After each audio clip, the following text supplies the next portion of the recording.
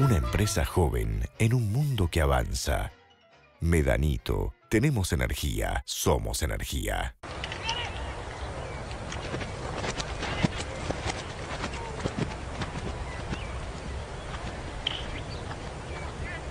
Créditos hipotecarios del Banco Ciudad. 20 años cuota fija y los últimos 3 años de regalo. Informate 0822 20400, www.bancociudad.com.ar o en cualquiera de nuestras sucursales.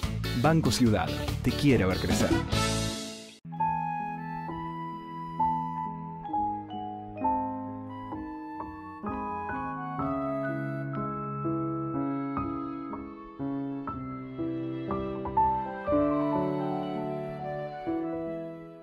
UCES, la excelencia, un compromiso. www.uces.edu.ar.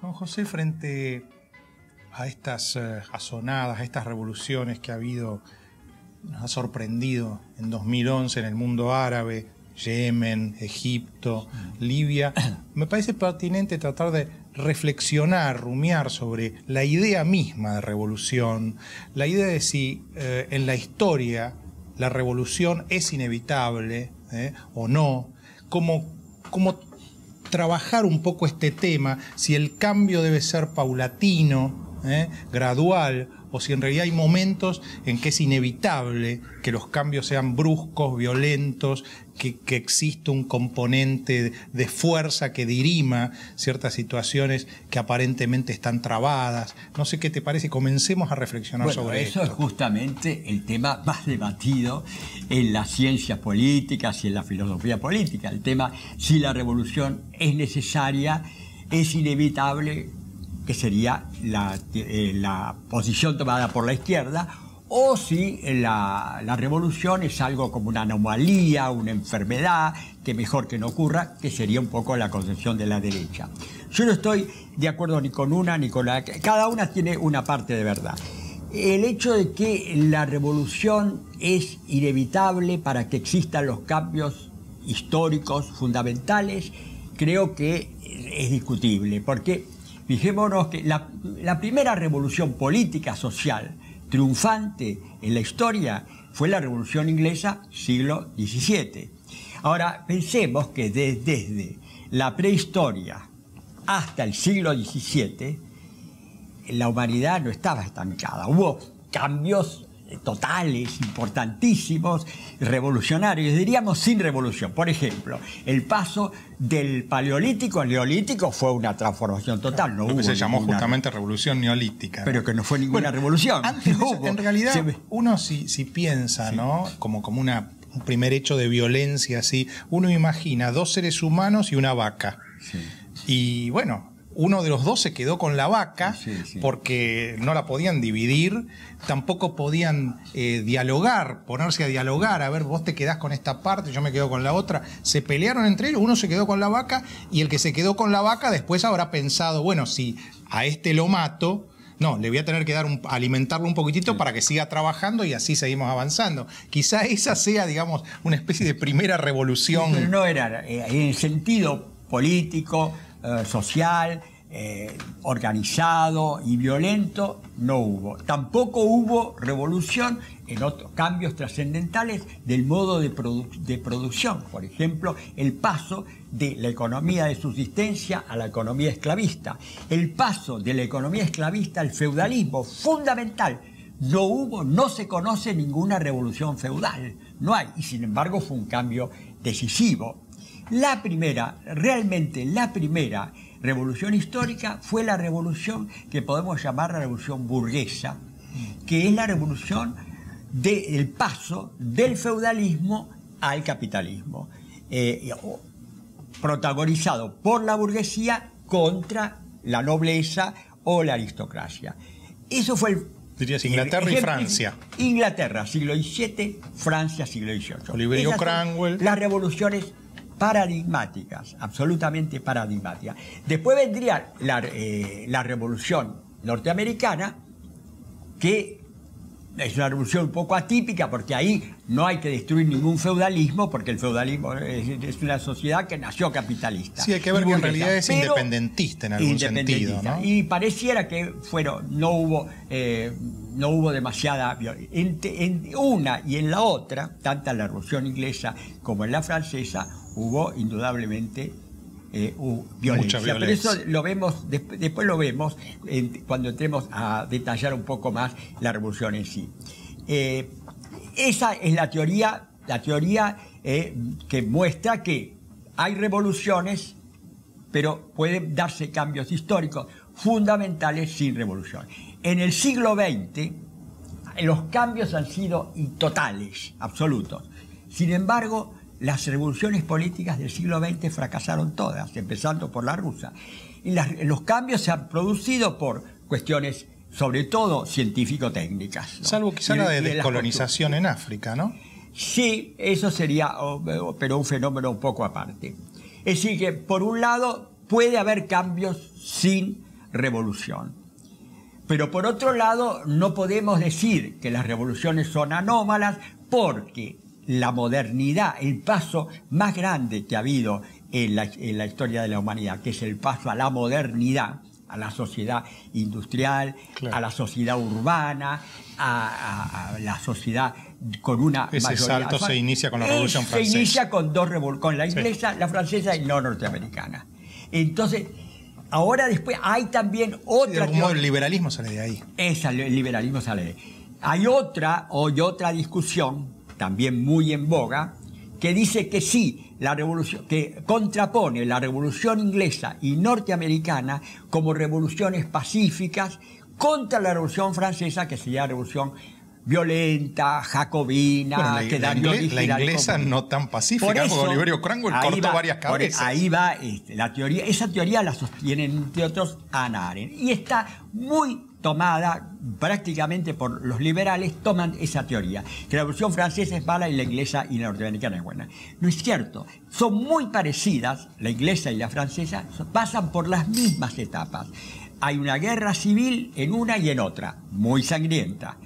Hay una dictadura casi jacobina, que sería la dictadura de Cromwell, como en Francia la de Robespierre. Claro.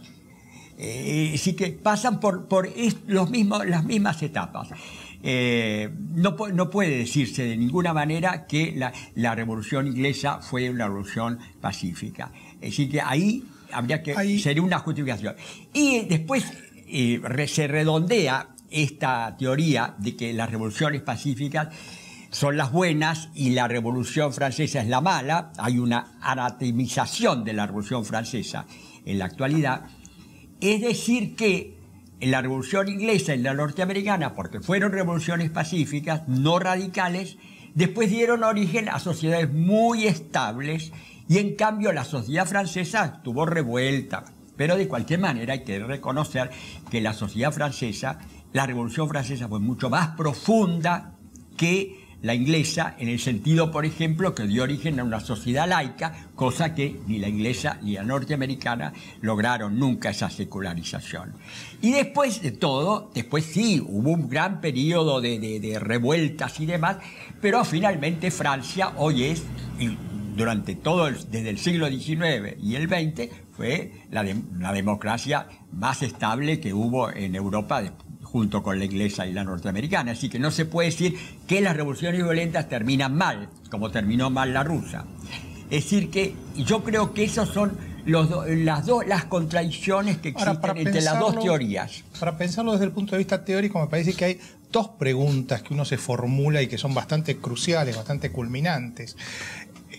Era muy difícil que los burgueses llamaran a los nobles y le dijeran: sentémonos, vamos a conversar a ver cómo podemos arreglar esto.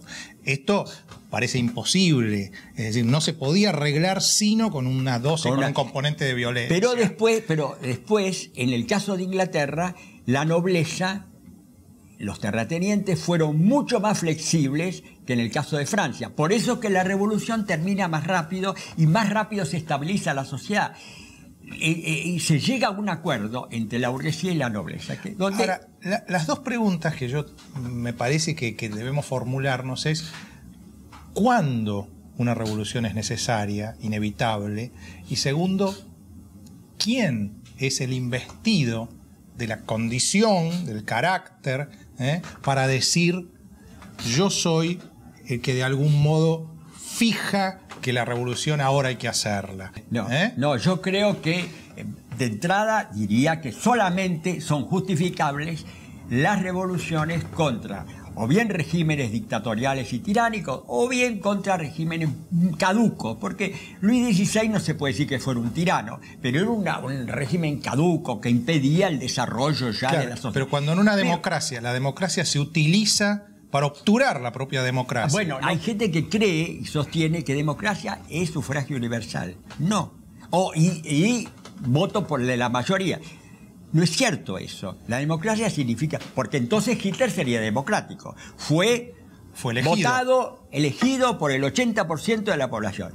Tuvo el apoyo durante todo el tiempo. Hasta el 38 tuvo el apoyo de la mayoría. No fue democrático porque no gobernó democráticamente.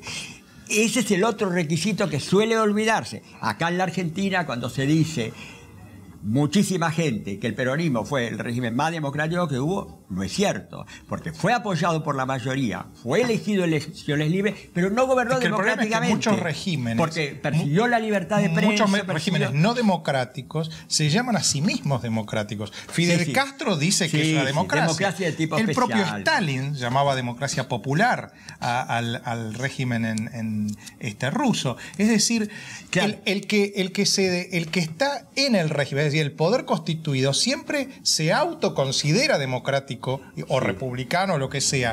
Pero desde afuera, los que ven que eso está falsificando la realidad, ¿quién es?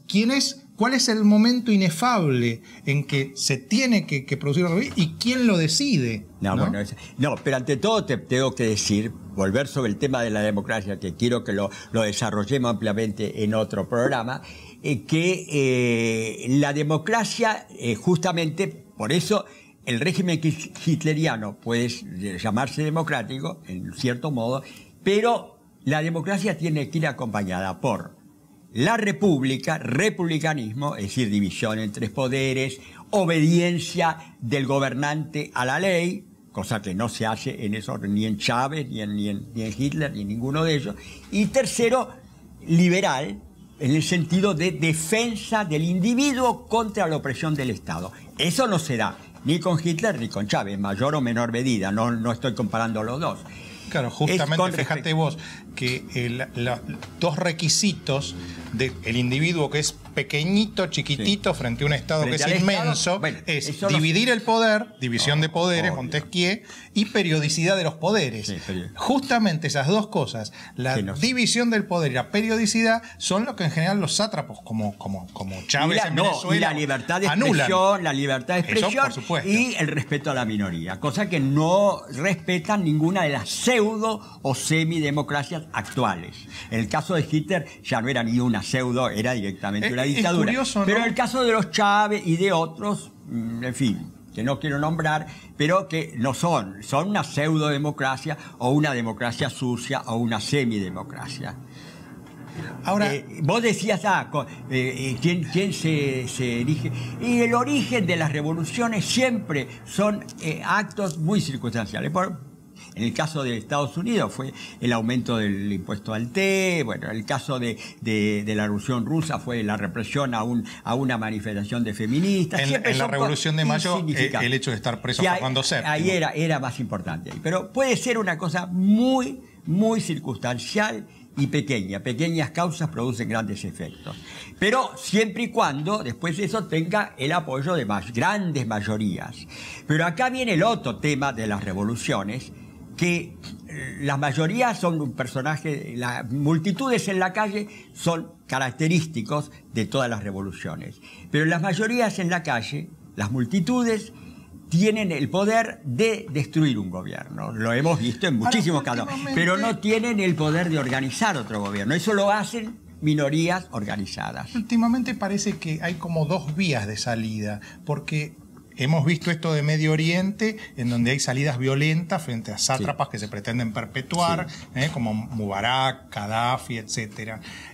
Sin embargo, hay otro tipo de salida, parecería, porque Rusia, la salida del comunismo de Rusia, la semisalida también de China hacia un sistema al menos económicamente más liberal, incluso hasta la salida de Cuba, porque Cuba está intentando ir hacia una economía mixta, parecen como salidas menos revolucionarias, es decir, Medio Oriente con revoluciones y en cambio otros lugares como China, Rusia, en donde salen con un deslizamiento.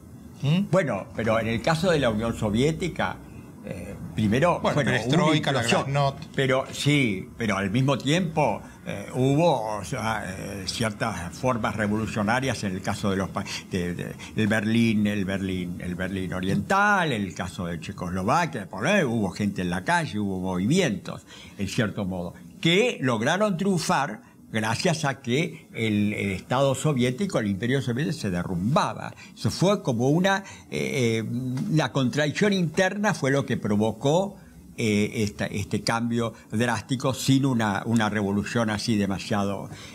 Pero no ocurre en otros casos. No ocurría en la monarquía francesa, no ocurría en la monarquía inglesa y no ocurre tampoco en los sátrapas árabes. Cuando es necesario un cambio, y ese cambio no se hace por medio de una revolución violenta, sino que se intenta hacer por otros vías, por otros métodos. El nuevo régimen que se establece, hasta cierto punto, tiene legitimidad, porque la legitimidad, ¿hasta qué punto no tiene su base sobre la violencia? Bueno, en ese caso sería regímenes que son dictaduras tipo, por ejemplo, pongamos ejemplos porque conocidos. La democracia norteamericana tiene su base en el hecho de que el norte le ganó al sur y quedó en claro, quedó en claro cómo se ve dirimido digamos, pero después se lo consiguió el fin de la discriminación a los negros, la industrialización. Pero el fin de la discriminación a los negros, que recién se logra en el siglo XX, se hizo pacíficamente, porque por las leyes del Senado, porque los que intentaron hacerlo revolucionariamente, como el caso de los Panteras Negras, el caso del Black Power, fracasaron. Esa fue la revolución violenta. Eso fracasaron. Triunfó la asimilación. ¿Quién triunfó finalmente? Se terminó mediante leyes, donde el gobierno incluso mandó al ejército a algunos estados muy retrógrados que impedían la asistencia de los negros. El problema de estas preguntas de cuándo es el momento y quién remite, por ejemplo... ahí entra Lazar también. Claro, remite, por ejemplo, al problema en la Argentina en los 70, porque los Montoneros y el ERP, ellos se sentían los personajes investidos del derecho a decir que esa democracia argentina no era una democracia y que la querían suprimir. Tanto el caso de los Tupamaros, que fuera la primera guerrilla latinoamericana, era totalmente injustificable. Claramente, porque el Uruguay era la democracia más estable que había existido. Ellos querían destruir una democracia para imponer una dictadura tipo Castro, porque el modelo de ellos, de los Tupamaros y de los Montoneros, no era una democracia. El propio Pepe Mujica, Pepe Mujica quedó preso durante la democracia. Durante la democracia, por supuesto. Y en la Argentina, el terrorismo de Estado surge como consecuencia del terrorismo revolucionario. No hay vuelta de hoja. Porque aún... el gobierno era el gobierno de Perón y de Isabel Perón, gobierno que justamente había sido reivindicado por la guerrilla. ¿Por qué en ese momento Firmenich y Santucho no tenían derecho a decir que podían hacer una revolución y sí la tuvo en su momento Mariano Moreno? Pero Mariano Moreno, es decir, el poder se había disuelto porque desapareció la monarquía española por el caso de Napoleón, de la ocupación de Napoleón Bonaparte. Claro. Es decir que, y la prueba está que al principio ni siquiera se consideraron una revolución, se consideraba que era algo provisorio. Después se hizo.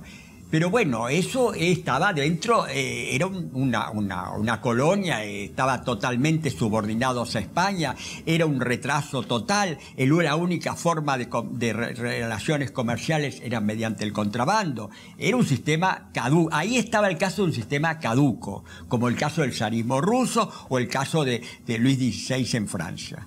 Claro, era un sistema caduco que zarismo que ya se insinúa en Crimen y Castigo de Dostoyevsky, ¿no? Claro, una novela de 2 décadas antes de la Revolución del 17, en donde el tema es que un muchacho joven mata a una vieja usurera para remover un capital que estaba estancado, ¿no? De algún modo. Sí. Bueno, me gustaría... Ahora, volviendo a este tema de que las revoluciones, crítica de que las revoluciones siempre son negativas y que traen un desequilibrio total. Justamente, Inglaterra y Francia, como dijimos, fueron las 2 democracias estables en Francia, en toda Europa, y salidas de una revolución violenta. En cambio, otras 2 países importantes de Europa que no tuvieron ninguna revolución democrática al estilo de la inglesa y la obrera, que son Alemania e Italia. ¿En qué terminaron? En el fascismo. En los países democráticos, como salidos de las revoluciones, como Francia e Inglaterra, no hubo fascismo, no triunfó. En 2 países donde no había habido ninguna revolución violenta, fueron caóticas, monarquías muy caóticas, absolutistas, y que terminan en el fascismo. Es decir, que ese es otro argumento en contra de las interpretaciones de derecha. Me gustaría para el final del programa dejar este tema más de 2 temas de actualidad. Uno es, sin duda, el caso de estas revoluciones que está habiendo en Medio Oriente. Sí. ¿Y cómo evaluás vos si esto irá en un sentido de radicalización de la hermandad musulmana o más bien la democratización de estos países, una integración al mundo? Hay que pensar que estas revoluciones están siendo de algún modo dadas por Internet, ¿no? Está influyendo Internet. Es decir, estos dictadorzuelos que había en todo 30, 40 años allí de dictadura, esto en gran medida lo lograban gracias al integrismo, al nacionalismo, a encerrarse. Ahora que hay una especie de apertura, Internet, una transparencia, se derrumban. Ahora, ¿van realmente hacia la democracia o finalmente triunfarán pequeños grupitos fundamentalistas? No, bueno, yo soy enemigo de las predicciones en política, porque siempre fallan. Todos los grandes cambios que hubo en el siglo XX, la caída de la Unión Soviética... Sin embargo, lo admirabas a Marx, que le encantaban las predicciones. No, estás equivocado. Marx, en un reportaje que le preguntaron cómo va a ser el socialismo, dijo: yo no doy recetas de cocina para el futuro. Y dijo, el socialismo... Y las que hizo le fallaron, no hay ninguna forma para el socialismo. El socialismo será lo que la sociedad quiera que sea. Era enemigo de las predicciones Marx en ese sentido. Él estudiaba las tendencias del momento. Así que yo no digo, puedo decir mis temores, sí, con respecto a la Revolución Árabe, en base a algo que dijimos que es como una generalidad. Las revoluciones surgen con multitudes en la calle, como ocurrieron del siglo XVII, XVIII y en el XX. Pero multitudes que están desorganizadas. No hay en cierto modo son movimientos espontáneos. Sirven para derrocar un poder. Seguramente hasta ahora, ha sido derrocado, falta Gaddafi, pero yo creo que va a terminar derrocado. Lo mismo pasó con los países del este. Pero esas multitudes desorganizadas en la calle, que son lo que se puede llamar la muchedumbre solitarias, porque no están ligadas por nada fuera de esa situación, no tienen capacidad para organizar un nuevo gobierno en sustitución de la tiranía que derrocan. Y a la larga triunfan siempre una minoría que esté organizada. El caso de la Revolución Rusa, que es una revolución de la que participó toda la sociedad, hasta la burguesía, la clase media, todos, pero desorganizados, y finalmente, ¿quién toma el poder? Una ínfima minoría, que era el partido bolchevique, que ni siquiera estaban los obreros, era una ínfima, pero organizada. Entonces aquí estaría un poco como, ¿qué partido democrático hay No Otro se día sabe. vamos a analizar bien la Revolución Rusa. Claro, no mucha hay gente que dedicar un conoce, programa. no mucha gente conoce que empezó siendo una especie de revolución Hubo burguesa, dos ¿no? revoluciones, la de febrero y la de octubre. Empezó siendo una revolución democrática de todo el pueblo y después terminó en una dictadura. La Sí. última reflexión que me gustaría hacer en el programa, la generación de los 70 en Argentina es una generación que quiso hacer una revolución. Hacer una revolución. Finalmente hace poco la vimos a Cristina Fernández de Kirchner hablando en Catamarca a favor de las fábricas recuperadas, que en realidad deberían llamarse claramente fábricas robadas, porque se las roban a los acreedores de las empresas, se las roban a los propios dueños, son fábricas robadas, digámoslo de una sola vez. Los que tuvieron la ilusión de hacer una revolución en serio terminan haciendo una especie de trotskismo de bazar. Sí, claro, una cosa muy militar, porque en realidad el régimen kirchnerista, el discurso revolucionario y la realidad se contradicen por completo, ¿no? Que socialismo. No, nadie más defensor que los Kirchner de la propiedad privada, que ellos son grandes, tienen grande propiedad privada, están entre los más ricos del país. La redistribución de la riqueza sí ha existido a favor de una minoría, de los Kirchner y sus amigos y su servidumbre en primer término y del capitalismo de amigos. Ahí se han enriquecido de una forma espantosa, mientras del otro lado hay un empobrecimiento como rara vez lo ha habido. La gente duerme en las calles. Por lo menos equivocados, los de los 70 no eran tan cínicos. No, eran auténticos, claro. Estos son pragmáticos, ¿no? Bueno, nos vemos el otro domingo. Sí.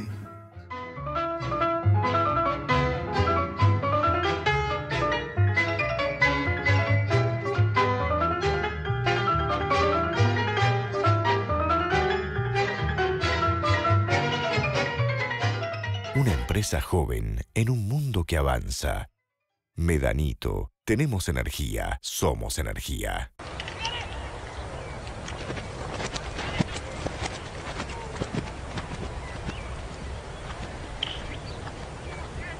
Créditos hipotecarios del Banco Ciudad. 20 años cuota fija y los últimos 3 años de regalo. Informate 0822 20 400, www.bancociudad.com.ar o en cualquiera de nuestras sucursales. Banco Ciudad. Te quiere ver crecer.